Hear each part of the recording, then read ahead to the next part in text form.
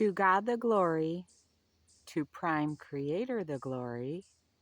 Chapter 19, the will of God, the will of Prime Creator. To you, my most dearly beloved, who have felt the touch of my hand upon you, as you have read this work, and who have felt my love enfold you, and my spirit yearning over you, I now speak. The gold that is tried in the fire, that you are instructed to buy of me, is the pure gold of your own soul. The gold or soul that is completely refined for utilization must be purged in the furnace. For I am the purifier of pure gold, and I sit with my fan in my hand.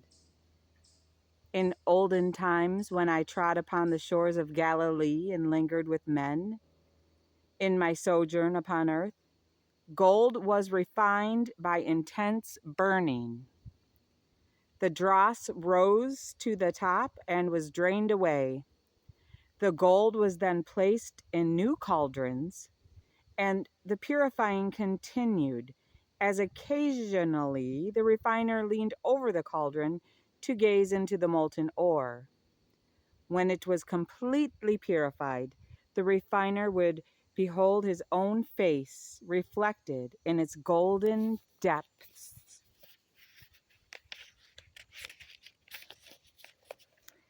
As vapors would separate, as he waved his fan. Yea, I am the purifier of gold, and I sit with my fan in my hand. And when you are purified for utilization, when you are purified for use, my face will be reflected in you, my thoughts made apparent in you, my love made manifest through you. Yea, you must be tested and tried in all things, even until the dross is cast away and the evils purified and transmuted into good. Then, as the molten cauldron reflects my face, so will my face be reflected in you, and you shall see me, and know that I am. Yea, beloved, when your heart is pure, you will behold my face. This is my eternal promise unto all men, women, and children, all creatures great and small. Yea, come to Sion, the place or state of the complete purification of your heart, and you will behold me there. And now the last step of the journey to Sion, must be revealed unto you, for it is my finger that is writing this record. It is my finger that is pointing the way back into my presence. Come, follow me.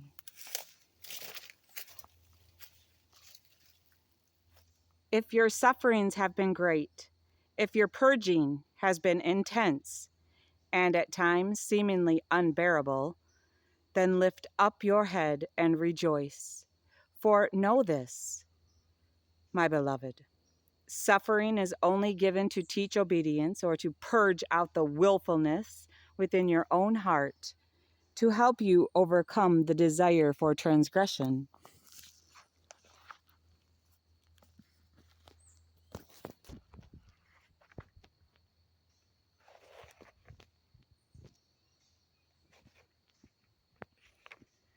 When you have learned obedience by the things you have suffered, then there is no more need for suffering. Yea, when you can love the suffering for my sake, then will the suffering flee from you. Then indeed will you be able to rejoice in your tribulation and thank Prime Creator for every trial and every heartbreak and all your troubles. You will understand, overstand fully when you reach that point of such divine purification, the glory of the things I now speak to you. You will comprehend that the suffering is the fires of the furnace of purification, Then will you be able to commune with me face to face and know that my promises fail not. You must also understand, overstand that the burning does not turn the dross into gold. If you desire to be evil, if you hold to your sins and glory in your wickedness, then are you the dross and have become the sin. And after the burning, you are cast out upon the refuse heap, defiled, worthless, unglorified, and unredeemed. Even the pure gold of your own hearts will be extracted from you, and you will be left unto yourself and be consumed by the second death, which eliminates the dross and dregs of the rubbish heaps. The choice is always yours, that is, up to a certain point. That point is a degree of transgression which completes the defilement of yourself and commits you to the dross to be damned and rejected. If your suffering has not helped to purify you, to refine you, to turn you to me, then it is because you have hardened your heart and have rebelled against my chastening rod, my pruning knife, or my refining fire. Yet understand this, the gold cannot be completely purified and refined without the heat of the furnace. The branch cannot bear perfect fruit without the pruner's knife. If you have grown hard and bitter under the divine tutorage of the Master, then have all your lessons been in vain, and there is no more place for you in my mother-father's school. For whomsoever that Prime Creator loveth, Prime Creator chasteneth. Yea, the mother-father is the husbandman, womanman, and the dead, excuse me, pardon. I will read it the way Annalie wrote it. The father is the husbandman, and the dead and lifeless, unproductive twigs or traits upon the branches must be trimmed away, that you can stand forth in the strength of my glory, to bring forth much fruit, the gift of love. The remainder of my words are to you, beloved, who have not rebelled against the chastening hand of Prime Creator. You, who have learned obedience by the things you have suffered, for you are mine, and I know you. To you, most dearly beloved, I now speak. Obedience is better than sacrifice. Not the obedience men would demand of you, for such obedience will damn your souls, for by it you become enslaved to the arm of flesh. The obedience that I speak is that loving, glorified obedience that makes you one with the divine will of Prime Creator. This is the obedience that completely overcomes the self, the obedience that rejoices always, knowing naught and caring naught except for the will of Prime Creator. Yea, beloved, in that glorious obedience, you become a vessel of purity in the hands of Prime Creator. You become the fountain through that his and her perfect love pours forth to give life to a world. In this obedience, you take your place as a living branch and a bearer of the fruit of the tree of life. This divine fruit is the pure love of Prime Creator and must be shed forth through your heart. Yea, you shall be a bearer of the fruit that is Prime Creator's pure love, the only fruit containing the power of your own healing and the healing of the nations. Such is your divine destiny, and for such were you brought forth. Even as you are tested and tried in all things, and as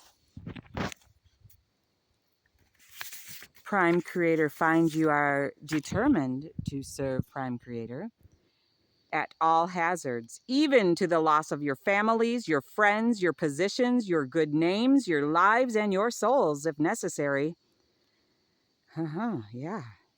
Then I seal upon you my sacred promise that your sacred and holy calling and election is made sure, for you are mine. And now that you might know the last step in overcoming, that you may be truly followers of me, I say unto you that your wills must be yielded to the will of Prime Creator. When you can completely blend your will with Prime Creator so that you desire only Prime Creator's will, nothing except Prime Creator's will, though it be the cross, then indeed will you be prepared to partake of my feast, even the feast of the Passover. Yea, for then you will be prepared to pass over from mortality into a higher phase of existence. This giving of your will is not a letting go of effort or feelings or a stupid indifference of dead numbness.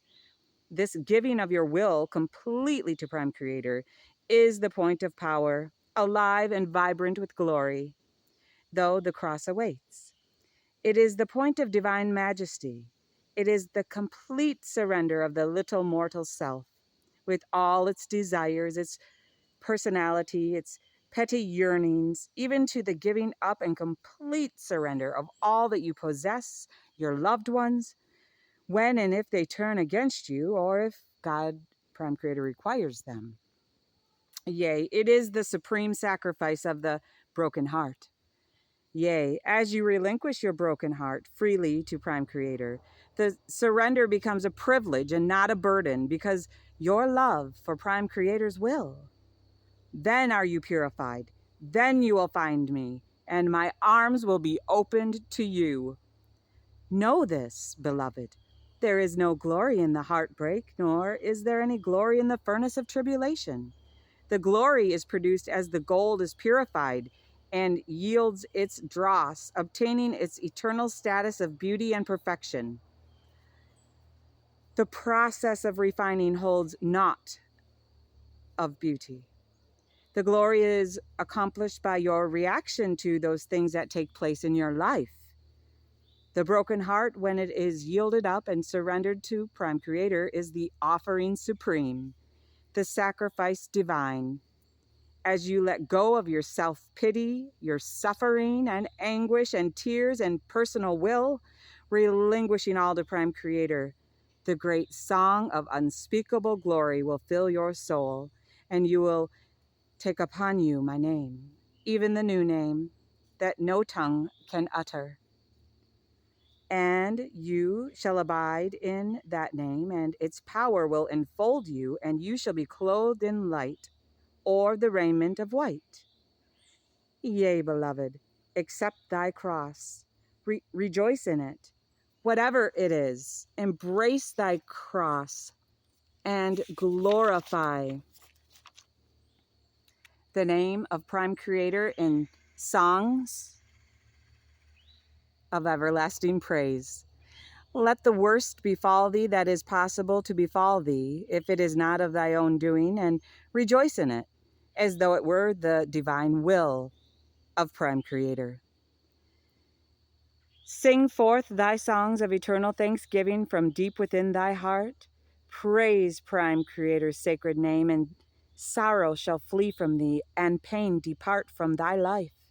And all sorrow and tears will end, for you will have overcome them as you step forth to fill a greater destiny in the higher realms of light. I am telling this to you in words, for this is the language which you speak. However, it can never be fulfilled in words, for the fulfilling of it is beyond all words. It can only be fulfilled out of the very fibers of your heart and through the strength of your soul. I am telling this to you in words. I read that? Thanks. As you as you surrender yourself to the will of Prime Creator, you will learn the perfection and glory of Prime Creator's will. In Prime Creator's will is contained naught except beauty and love and glory and perfection. Your own perfection, your own joy, your own complete and eternal happiness now and forevermore. Only your own fulfilling of this divine law can reveal to you its unutterable glory. Unutterable glory. You will realize fully that as you relinquish your will, my most dearly beloved, that you do not become insipid or inactive being, or an inactive being. Oh no. Nay, then is when you truly become dynamic, powerful, stupendous, bearer of eternal light. I don't know. I don't care for that word stupendous. It almost looks like the beginning of the word stupid. We'll cancel clear that. Yea, as you relinquish your will, your own personal desires, aims, lusts, weaknesses, ambitions, or loved ones, you are also relinquishing your little mortal self. It is crucified upon the altar or cross of obedience and utter surrender. Thus are the weaknesses lost and left behind. As you lose your life, so shall you find it. Yea, even your greater life of power and fulfillment. Thus you become one with the power and majesty of the Almighty and receive even the fullness of Prime Creator. Yea, then are you given power to sit with me in my throne, even as I overcame and am sat down with my mother, father at their thrones. That, my beloved, is how you become the least. That, my beloved, is how you become the least, that you might become the servant of all, and how you truly become the greatest and have all things subjected unto you, both in heaven and on earth, the life and the light, the spirit and the power sent forth by Mother, Father, Prime Creator, through me, Jesus Christ, Yehoshua, Yehoshua, Jesus, their Son, and co-heirs with me. Behold, my beloved, I stand with open arms waiting to receive you. Yea, most dearly beloved, you are a fountain through that the living waters must flow. Yea, you are a branch that must be a bearer of the fruit of the tree of life. Yea, a bearer of my pure and eternal healing, restoring, life-giving gift of love. This love must be shed forth through your heart to bring its healing to you, to your surroundings, and to the nations.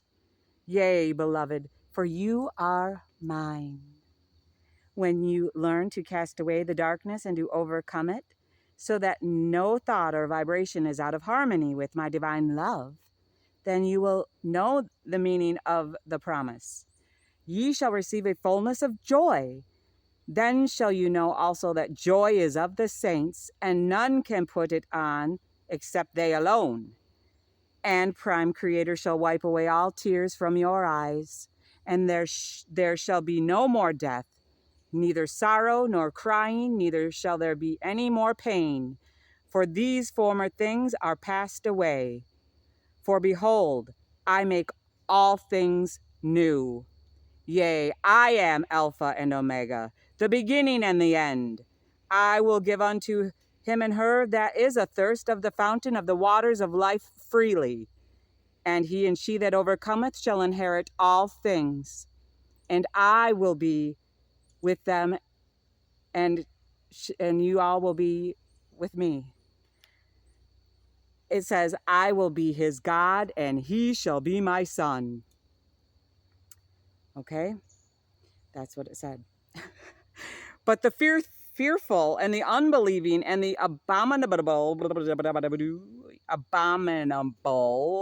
and murderers and whoremongers and sorcerers and idolaters and all liars shall have their part in the lake that burneth with remorse and eternal regret, which is the second death. For so I command my servant John to write, and my words are true and faithful, and they fail not. This will complete Chapter 19, The Will of Prime Creator. I love you all.